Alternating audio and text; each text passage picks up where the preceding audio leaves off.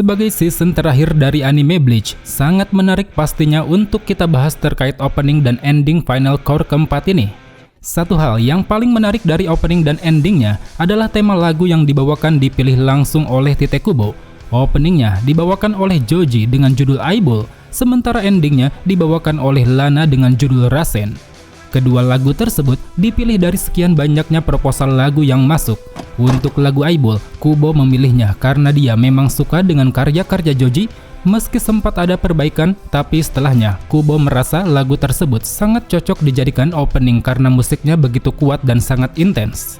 Sedangkan untuk lagu Rasen, Kubo memilihnya karena memiliki lirik dan melodi yang luar biasa. Sangat cocok untuk dijadikan sebagai ending, apalagi jika menyoroti bagian intronya, dia merasa bahwa itu akan dapat memberi penutupan yang sempurna setelah cerita berakhir. Dari kedua alasan dan penilaian Kubo tersebut, tidak heran jika opening dan endingnya tampak digarap begitu maksimal. Maksimalnya ini bukan hanya dari segi visual maupun musik, tetapi juga dari konsep keduanya yang sangat kontras untuk mewakili final core keempat ini. Openingnya tampak dibuat gelap seolah merepresentasikan pertempuran akhir, sedangkan endingnya tampak dibuat cerah seolah merepresentasikan akhir cerita yang damai. Oke teman-teman, untuk mempersingkat waktu, sekarang mari langsung saja kita masuk ke dalam ulasan opening dan ending final core keempat.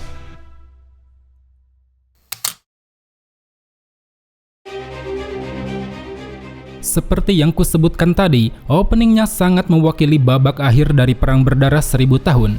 Hal itu didasarkan pada suasana visualnya yang begitu gelap, lirik lagunya yang begitu skeptis, dan juga track musiknya yang begitu intens dengan sentuhan modern. Dari segi visual, bisa kita lihat visualnya ini benar-benar keren. Gambarnya dibuat ulang dengan tata pencahayaan dan pewarnaan yang lebih dalam, jadinya kesan visual pun tampak jauh lebih sinematik bila dibanding dengan adegan aslinya. Apalagi perpindahan setiap gambar juga dibuat sangat mulus. Perpindahannya juga disesuaikan dengan ketukan nada dan liriknya, membuat opening ini pun secara visual mampu menghantarkan kesan pertempuran akhir yang akan dijalani Ichigo. Kemudian berbicara mengenai judul lagunya, dikatakan Eyeball diambil dari dua filosofi kata yang saling berkaitan. Pertama, dari bunyi kata iburu yang berarti membara perlahan, sebuah arti yang melambangkan semangat untuk terus menyala meski belum sepenuhnya berkobar. Dan kedua, dari kata inner bull dalam permainan dart, yaitu titik paling tengah dari papan sasaran yang melambangkan simbol tujuan. Menilik dari hal itu, judul Eyeball tentu memiliki makna yang berfokus pada perjuangan untuk terus maju. Maknanya ini tercermin dari setiap lirik yang disampaikan, yang mana jika kita kerucutkan, lirik-lirik tersebut menggambarkan perjuangan seseorang dalam melawan keputusasaan, kecemburuan, sinisme, dan keraguan tanpa kehilangan harapan untuk mencapai sebuah tujuan. Nah, menariknya, semua lirik yang disampaikan ternyata tidak berpusat pada satu tokoh. Sebab dalam wawancaranya, Joji menjelaskan bahwa lagu Eyeball merepresentasikan benturan dua keyakinan, yang mana hal itu merujuk pada pertentangan antara tekad Ichigo dan Yuhawa dalam menentukan nasib dunia. Jadi dari sini cukup jelas alasan kenapa opening core keempat terasa begitu spesial. Selain karena visualisasinya yang keren, beat musiknya yang energik, kekuatan liriknya juga sangat filosofis. Oke teman-teman, terlepas daripada itu, untuk sekarang mari kita lihat gambar apa saja yang ada di opening final core keempat ini. Gambar dibuka dengan Ichigo yang menyerukan lirik Hei, terkesan nyeleneh dan menantang seolah-olah dia ingin melawan ambisi Yuhawa yang ingin menghancurkan 3 dunia. Karena setelah itu, gambar langsung menyoroti orang-orang yang berada di pihak Ichigo, dari mulai pasukan Gote 13 seperti Zaraki, Renji, Hitsugaya, Rukia, Byakuya, Kyoraku, Hirako, Soifon, Rojuro, Mayuri, dan Kensei, kelompok Urahara seperti Yoroichi, Nel, dan Grimmjow, kelompok Ichigo seperti Orihime, Ishida, Ganju, dan Sado, serta diakhiri dengan transisi tema The Calamity yang berarti bencana. Selanjutnya, diiringi lirik tentang konflik batin, gambar menunjukkan Ichigo seorang diri, disusul oleh tatapan Ichigo yang penuh dengan keraguan, Uryo Ishida yang sedang meratapi kalung Quincy, Sado dan Ganju yang menghadapi patung-patung istana, Zaraki yang tengah memangku Zanpakuto no Zarashi, Byakuya yang seperti biasa menunjukkan kewaspadaan, Hitsugaya yang masih berada dalam wujud Bankai Daiguren Hyorinmaru, Urahara dan Yoroichi yang tampak menyeringai, para Vizord yang akhirnya setelah sekian lama menggunakan topeng Hollow, Isshin dan Ryuken yang baru tiba di Istana Warworld, dan juga kondisi lab penelitian Divisi 12 yang tampak menunjukkan kepanikan. Dari semua gambar tersebut, gambar para Vizord dengan topeng Hollow tentu yang paling menarik. Pasalnya dari gambar ini, kita bisa mengerucutkan jawaban tentang kenapa mereka tidak menggunakannya pada saat invasi kedua, yang mana kemungkinan besar alasannya adalah karena mereka dilarang menggunakan kekuatan Hollow di Soul Society. Mengingat pada gambar ini, para Vizord tanpa beban menggunakannya di Istana Warworld, dan kita tahu sendiri Istana Warworld adalah wilayah kekuasaan Quincy yang memiliki kepadatan Reishi sangat tinggi. Selain itu, pose para Vizord seperti ini tentu mengingatkan kita pada pertempuran di kota Karakura. Dan jika kita amati, akhirnya di sini Hachigen ditunjukkan membawa Zanpakuto di dalam penghalang sesuai dengan manga. Selanjutnya, diiringi lirik tentang keputusasaan, gambar menyoroti Askin dengan mode follow standing, di mana dia menunjukkan gestur layaknya rapper yang disesuaikan dengan lirik dari lagunya. Lalu setelah itu, gambar pun bergeser pada Gerard Valkyrie yang menghancurkan bangunan, diikuti oleh Lille Baro yang sudah terpecah menjadi sekumpulan burung, Yugram yang tampak meratapi nasib keseimbangannya, tangan Yugram yang perlahan diselimuti oleh kekuatan Soul King, dan juga munculnya sebuah tangan besar yang meremas kekuatan tersebut. Sesuai dengan liriknya, pada bagian ini kita seolah ditunjukkan dengan keputusasaan yang juga dialami oleh Yugram. Kita yang sudah tahu bagaimana endingnya pasti mengerti simbolisasi dari rentetan gambar ini, di mana kekuatan yang dia pinjam tak hanya diambil tetapi juga dihancurkan oleh tangan Yuhaba. Begitu pula dilihat dari liriknya, kisah-kisahku mengisi ruang di antara keduanya. Ini seakan mempertegas adanya sebuah dilema yang dirasakan Yugram, apakah dia harus memilih keyakinan Yuhaba ataukah memilih keyakinan sahabatnya yaitu Busby. Kemudian setelah itu diiringi lirik tentang ketidakpastian, gambar menunjukkan sorot mata Orihime yang perlahan membuka.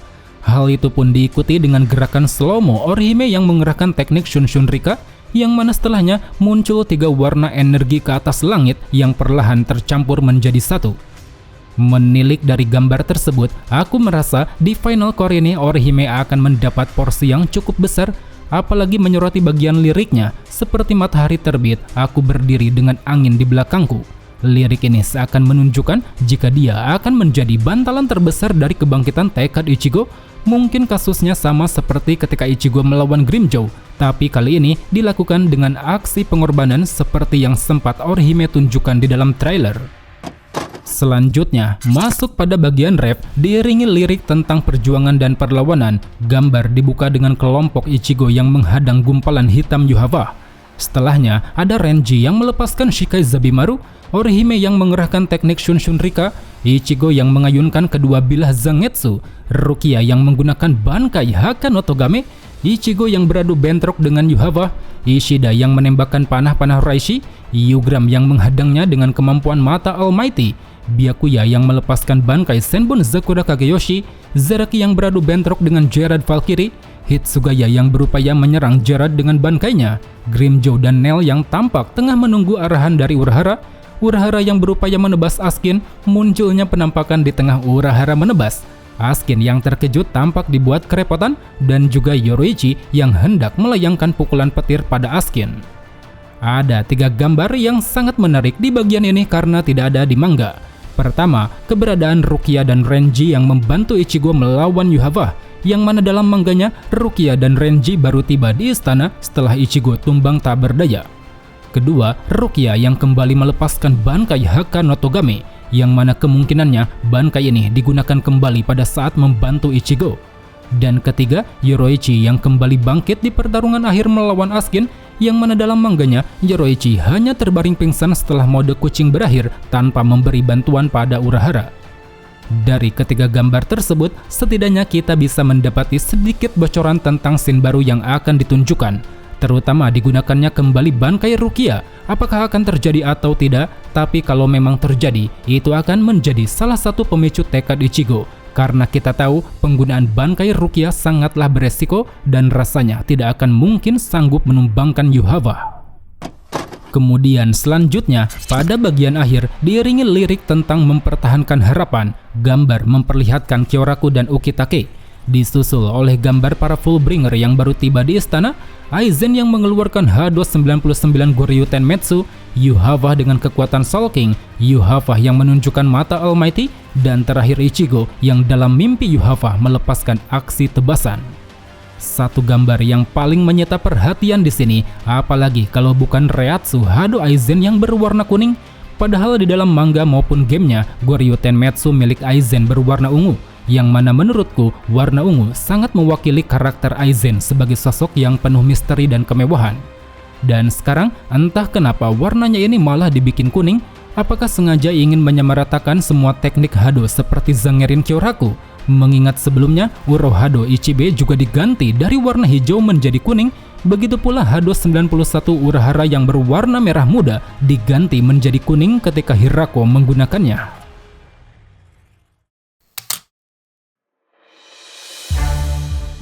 Jika openingnya mewakili babak akhir perang berdarah, maka endingnya menurutku sangat mewakili akhir dari cerita Bleach itu sendiri. Bagaimana tidak, musik yang dibawakan terdengar begitu nostalgia, haru dan damai tanpa mengurangi intensitas Bleach sebagai anime shonen. Demikian pula dari segi visualnya yang tampak terlihat lebih cerah, ada banyak elemen pencahayaan yang dibuat glow up sehingga hal itu pun memberi kesan gambar yang jauh lebih hidup dan jauh lebih humanis.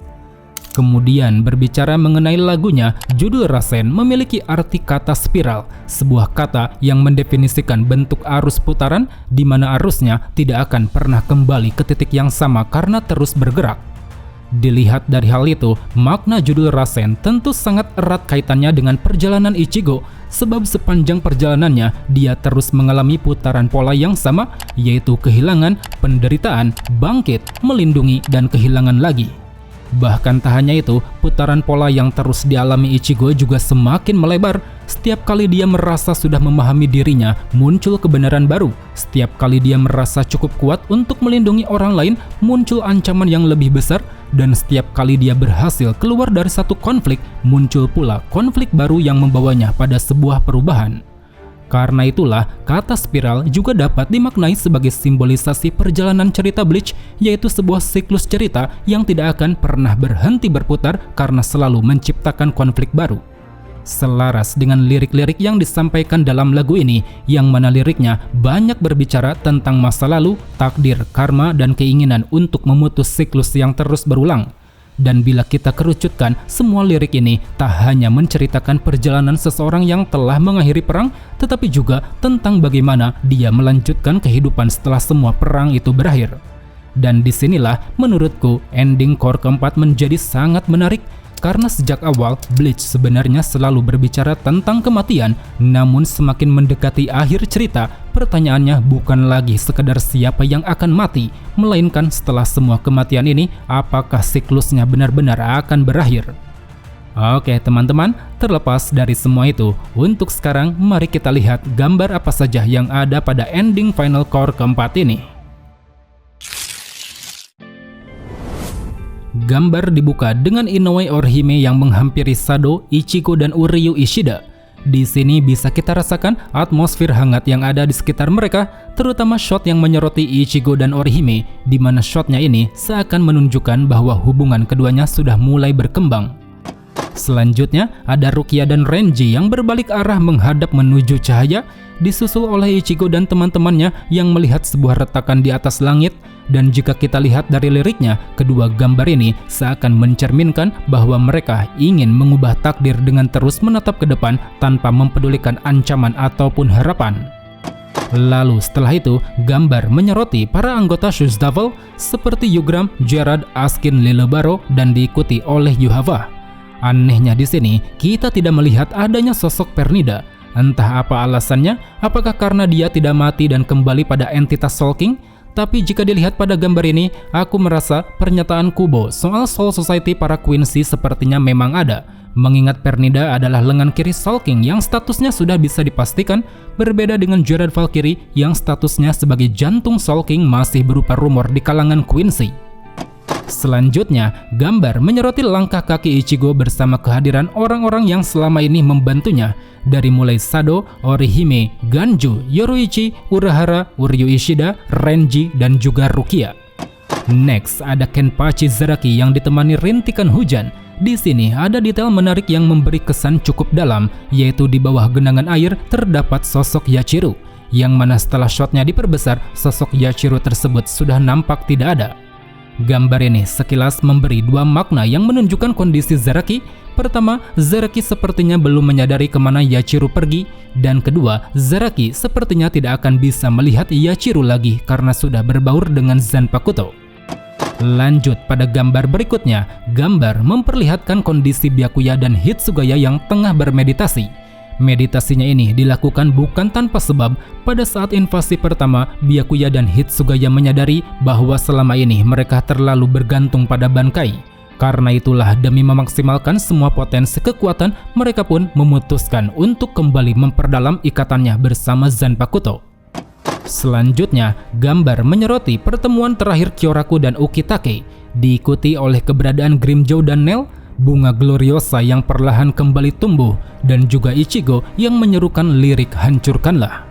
Jika mengacu pada liriknya, bagian ini tidak hanya menggambarkan berakhirnya mimpi di sisi Ukitake, tetapi juga perasaan duka yang harus segera Kyoraku akhiri, sebab layaknya bunga Gloriosa yang memiliki arti semangat dan kehormatan, dia bersama yang lain harus terus melindungi dunia agar siklus penderitaan tidak lagi terulang.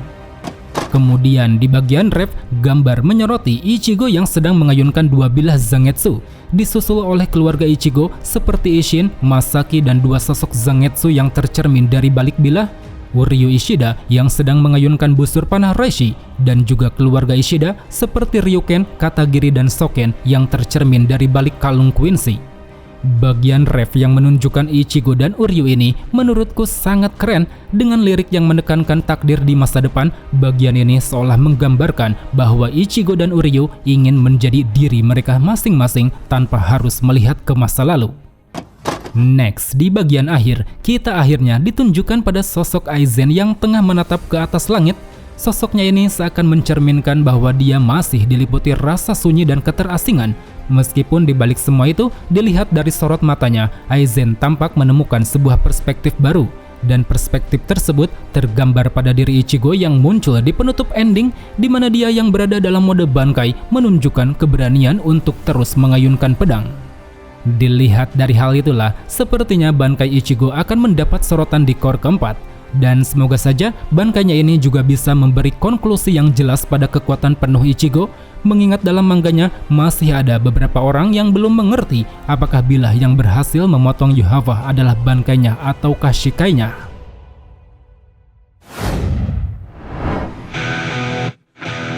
Well, teman-teman, mungkin cukup sampai di sini saja untuk pembahasan di video kali ini.